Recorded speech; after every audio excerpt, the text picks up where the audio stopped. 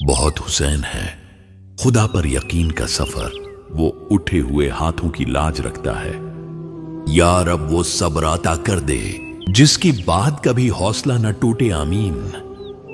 दोस्त को दुश्मन के साथ देखो तो समझ जाना दोनों दुश्मन हैं। हजरत अली फरमाते हैं, मुत करना गुरूर कभी अपने आप पर ए इंसान। अल्लाह ने तेरे जैसे न जाने कितने मुट्ठी से बनाकर मट्टी में मिला दिए। सब कुछ हंसकर बर्दाश्त कर लिया क्योंकि मेरे रब ने कहा था आखिरी फैसला मेरा ही होगा। रसूलुल्लाह सल्लल्लाहु अलैहि वसल्लम ने फरमाया, जो शख्स किसी औरत के हुस्न जमाल को देखकर अपनी नजर झुका ले, अल्लाह उसे ऐसी इबादत की लज्जत अता करेगा जो वो अपने दिल में पाएगा। अल्लाह फरमाता है, तुम मुमकिन के लिए रोते हो, मैं तो नामुमकिन को भी मुमकिन बनाने पर कादिर हूं।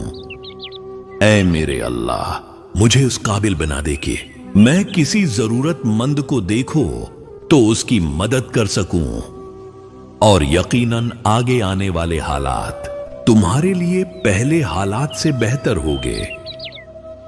इंशाअल्लाह एक वक्त ऐसा भी आएगा जब अल्लाह हमारे हर ख्वाब को हकीकत में बदल देगा। वो मौजिज़ों का बादशाह है, जिसे चाहे जब चाहे नवाज सकता है। आपकी दुआएं सुन ली गई हैं। तकदीर के पर्दे के पीछे जो खैर तुम्हारे लिए लिखी है वो अब जाहिर होने ही वाली है। जो दुख तुमने से, जो सब्र तुमने किया, अब वो सब खूबसूरत नेमतों में बदलकर तुम्हारे दिल को हैरान करने ही वाला है। मौजिज़े अब तुम्हारे बहुत ही करीब है, बस तुम यकीन रखो क्योंकि कि तुम्हारा रब कहता है, और अनकरीब आपका रब आपको उतना देगा कि आप राजी हो जाओगे। इंशाअल्लाह। सब्र की खिड़की, जब हालात बहुत तंग हो जाएं, तो सब्र ही वो खिड़की है जहां से सुकून की हवा आती है। एक दिन वो तमाम ख्वाब हम पर बारिश की तरह बरसेंगे जिन्हें हमने अल्लाह के स्परू कर दिया था। इंशाअल्लाह।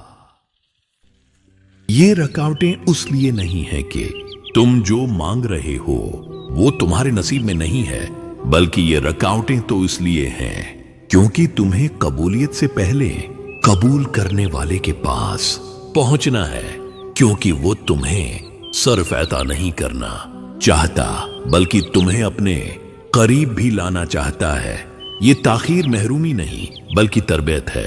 ये इंतजार इनकार नहीं बल्कि तैयारी है, ताकि जब तुम्हारी दुआ कबूल हो तो तुम्हारा दिल पहले से ज्यादा मजबूत, शुक्रगुजार और रब की मोहब्बत में डूबा हुआ हो।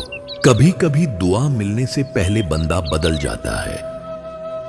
यकीन वो वाहिद कुश्ती है जो हजार तूफान पर भी किनारे से लगकर रहती है। तुम अपनी सारी उम्मीदें अपने रब से लगाओ। वो कारसाज है, संता है, क्योंकि सिर्फ वही तो करीब है। उसके लिए कुछ भी नामुमकिन नहीं। वो ला हासिल से मिलवा सकता है और बुरे को बेहतर बना सकता है। हमारी सोच भी वहां नहीं जा सकती। वो जहां से वसीले निकाल देता है। किसी के कहने या न कहने से कोई फर्क नहीं पड़ता। बस इतना याद रखो कि वो पलक झपकते ही नसीब बदल देता है। अल्लाह नवाजता है, वो इंतजार के बाद नवाजता है।